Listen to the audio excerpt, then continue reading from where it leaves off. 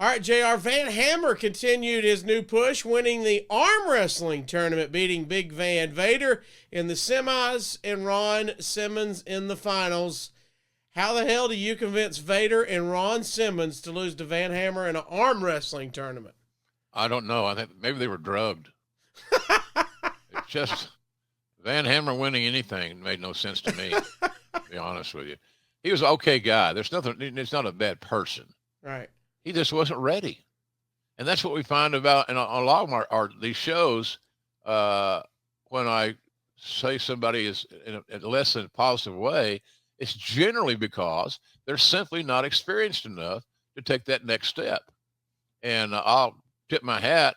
The Cowboy was trying to get this guy over because he kind of looked like the new wave and the music and all that good stuff. But it was a futile effort. It was just not. It wasn't time. And no matter what we did, we weren't going to get him ready to rock and roll yet. I'm not saying he could never have been, but he wasn't ready yet.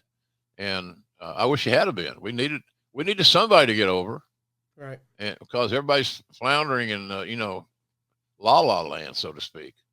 So it just was not going to work at that point in his career and in what we were doing. But it was an interesting thing. Look, the guys are more likely to lose there's a couple of things fans probably don't understand, and maybe they do. I don't mean to sound, high and mighty. A talent will be more willing to lose a very quick match because they can kind of push it off to being a little bit freakish, upset wise, not supposed to happen, blah, blah, blah.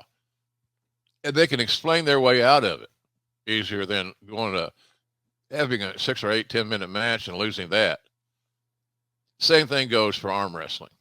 It's not considered as much of a negative when the talents that are losing than if they were losing a wrestling match. So I think that's kind of the reasoning that, or at least my take on the reasoning that Van Hammer was able to beat some pretty powerful dudes. And he's a big guy, all that good stuff, but he just wasn't ready. And that's not, a knock on him as an individual. It's just that he had not had the experience and the time. He hadn't worked a bunch of territories. Mm-hmm. All the things that we go back in time and look at that made somebody successful. Well, he worked in 3 or 4 territories. He was on the road learning his craft for a couple of years, et cetera, et cetera. The business had changed so drastically.